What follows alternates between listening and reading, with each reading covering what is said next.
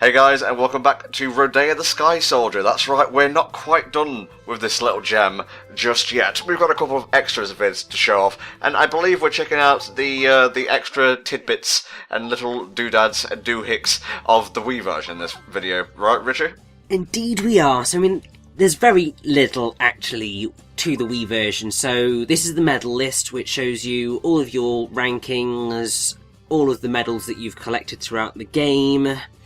And there's a play log as well, which just details a whole bunch of nice little facts about your particular play session. I'm seeing a lot of C's here. I'd actually forgotten how you did during the playthrough proper, and I gotta say, why go for a C where you can go for an A rank? Well, that's the thing that I did mention in the main body of the playthrough, is that to get the higher ranks in the game, you've either got to go for time or go for gravitons. If you try and take a mid-route, which is what I did, then you ultimately end up getting the worst of both worlds, because the game's not really built to allow for you to explore and go quickly at the same time. So that's what I love about you, Richie. I was just being a sassy asshole, but you shut me down with solid, straight-up facts. Well, I try my best, but it's fine, because you're going to get to have a probably little massive go at me for this entire section, which is basically the rest of the video, because we're showing off the multiplayer mode. Oh my god, I'm seeing double, 4 Rodeas. Well, at the minute it's just 2 Rodeas, but you can play with up to 4 Rodeas. Oh wow, okay. Because this is local multiplayer. It's only in the Wii version, and it's quite fun. I mean, you're basically just playing the game as you would do, but you're racing to the end of a stage. There's 5 separate stages for each of the worlds in the game. And, yeah, I wanted to try and see, let's see if I can dual wield my Wiimotes and get through this, and that was a terrible idea. Are you telling me you couldn't even get your mum or dad to play the game with you? Well, I don't do that, because that would just make me feel weird. Yeah, I'd lose Let's Player cred doing that. Here you go, here's me trying to play 2 games at once.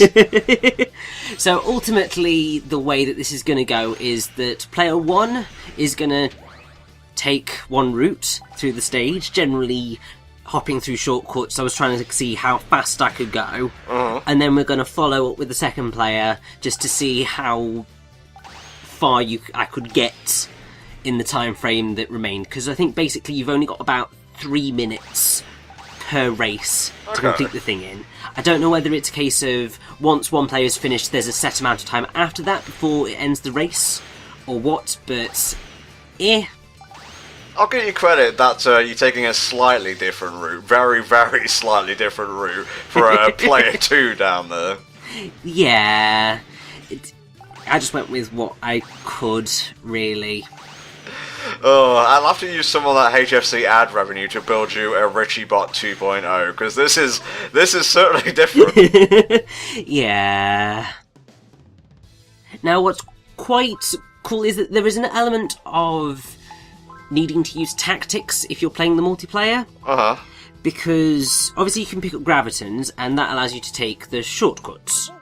But if you open up a shortcut, then the other racers can follow you through, basically. So you've got to make the decision of, do I use the shortcut, or do I wait a little bit longer in the hope that I can use their shortcut that they've opened up? Okay. So there's that. It is a little bit, because I think it is possible to play as the other R-Unit series. Ooh, nice. I'm not 100% sure on that fact. I think in the main body of the playthrough, I said that I thought you unlocked it, and that's what you saw me trying to find just a few moments ago, because I thought I was able to play as them, and I wanted to kind of switch the second player to a different character, but I don't have that capability. What an FAQ on Game FAQs states is that if you get all S ranks in the game, then you gain the ability to play all the R-Series robots in single player. Yeah, I'm on that same FAQ right now. Yeah, I don't know whether that is definitely true, and I don't know whether it carries over to the multiplayer, Really, it should do, because, I mean, otherwise it's going to get very, very, very confusing for anybody trying to play the multiplayer if there's like 4 Rodeas on the screen. Yeah. But that should hopefully be a nice thing that's there. I like the first question in this FAQ. Is Rodea the Sky Soldier the best game ever? No, that would be Sin and Punishment, Star's successor. Both similar types of games, actually. It's very true, although obviously there is a lot more control in your movement in Rodea than in the Sin and Punishment games, which are very much... you are on rails for the majority of the title. I can't believe you went with this, man. What were you thinking? Well, I wanted to show off the multiplayer in some form, because I wanted to show off every level, because hardly anybody has shown this stuff off. Okay. Well, at least at the time when I was recording this, hardly anybody had shown it off, and I don't think anybody really will, because people are going to really struggle to get their hands on Rodea. Although, that said, I do recall seeing a couple of weeks ago, I think, NAS Europe put a tweet out saying that people could get their hands on the Wii U version of Rodea, and it did still have the Wii version available. Whether that is true or not is a different thing altogether, but it's there. Go Player 2, you can make it in time. Player 2 is unfortunately not going to be able to make it in time. Oh, damn you, time. So, yeah. Now, something else that we can really bring up about the Wii version, because this is going to be the last you're going to see of this version of the game, for this playthrough, is that if you collect all of the legacy medals, it actually unlocks a second costume for Rodea. Uh-huh. Although, I don't think it's particularly the best thing in the world, so... as I said, there's not really much point in collecting the medals unless you just want the bragging rights. It seems like palette swaps or alternate costumes, or even like different unlockable characters in like an optional campaign would have been a really cool kind of benefit for, or reward I should say, for collecting the legacy medals. But just one extra costume at like the very tail end of the game don't really seem like a good incentive. I know. I don't know whether there's also a congratulations screen, but that might just be the Wii U version, which has that. Do you... silly question, do you end up collecting all the legacy medals and show off the costume? No. Okay, well, if you happen across a picture of said costume, will you splice it into this part when you put it together? I can try to, but... that depends on whether anybody has actually uploaded a picture of the optional costume. Yeah, that's a good point.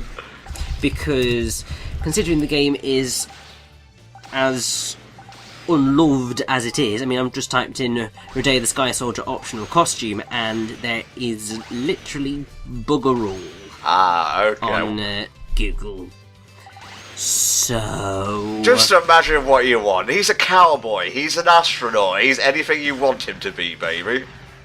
I mean, potentially there was a YouTube user by the name of, I think it's Wishing to Carl, who has pretty much done a 100% playthrough of both the Wii U version and the Wii version, I think. Oh god, poor bastard. I know, so they might have shown off that costume. I'm not sure, I've not looked at it in forever. I don't know whether they ever finished the Wii version playthrough or not. But they certainly did quite a lot. And there are now guides which tell you where all of the legacy medals are in both versions. So you now have the opportunity to collect everything if you hadn't before. Oh, play it too, you're letting me down, man. I put all my money on you. Disgusting. Yeah, but it's fine because we've only got 2 more of these missions left to go. Jesus. Jesus. It's fine because we've got quite a lot to talk about in the next part, so... should hope so, I suffered for that footage. It's fine because I suffered as well because I had to play the Wii U version. And that was, like... I'll explain more of this now, but that what you're going to see is my first experience with the Wii U version in the next extras part. Goody! Because I was not playing that crap twice. Well, at least the music's nice in these here multiplayer stages, you know? It's just the same song each time, no matter what the aesthetic or trope is in play at the current, moment in time. I know, but it's a wonderful soundtrack.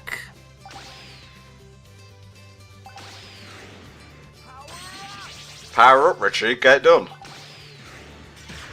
It's fine, we are nearly all done. Oh, poor player 2, just standing there. He can see his doppelganger in first place, but he's just powerless to do anything about it. Well, you see, exactly. I mean, this is what happens when it requires precision aiming not to beat a dead horse, but this is sort of why Star Fox Zero has the problems it has, because as of this recording session I just beat the story mode the other night. And it's that requiring very precise control with two screens at once. It just doesn't always quite work so well, because... Yeah.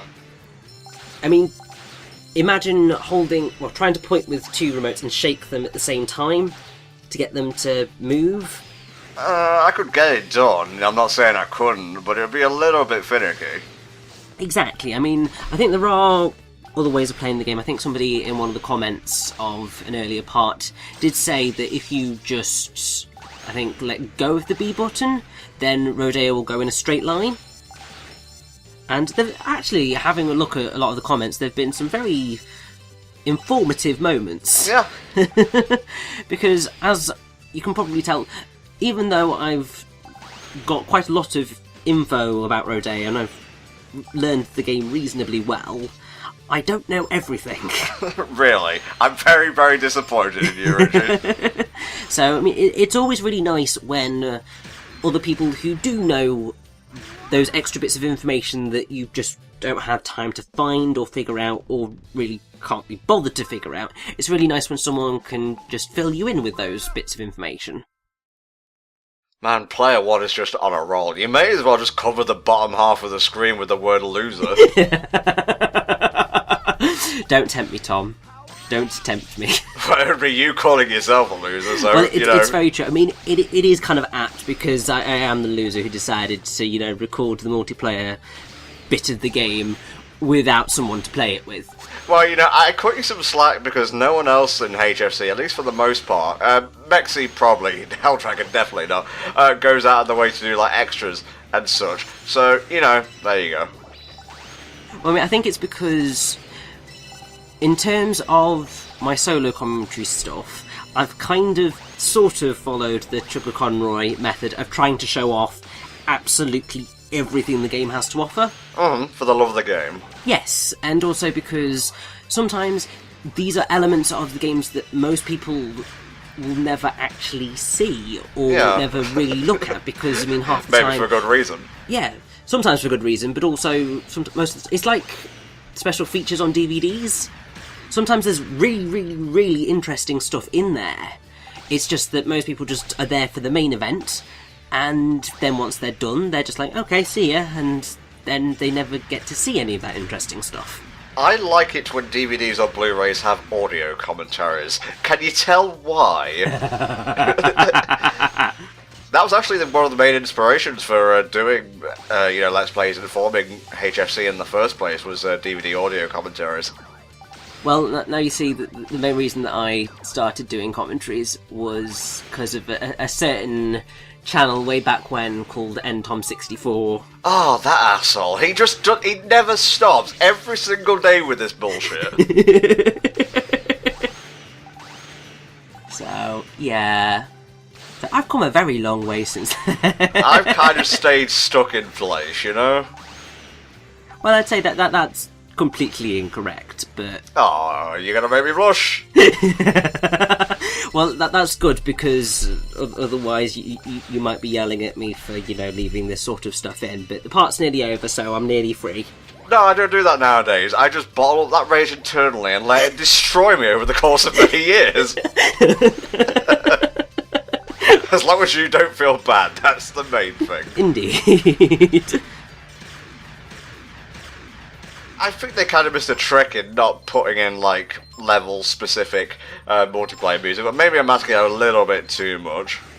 Well, I mean, I suspect, once again, budget. I don't think Probe were really probably given the budget all the time to really put that much effort into this bit of the game, so it got screwed over. Doesn't seem like the game needed multiplayer, if I'm gonna be honest. It's very true. But that is all of the extras that the Wii version has to offer. Oh, thank you. Thank you, Jesus.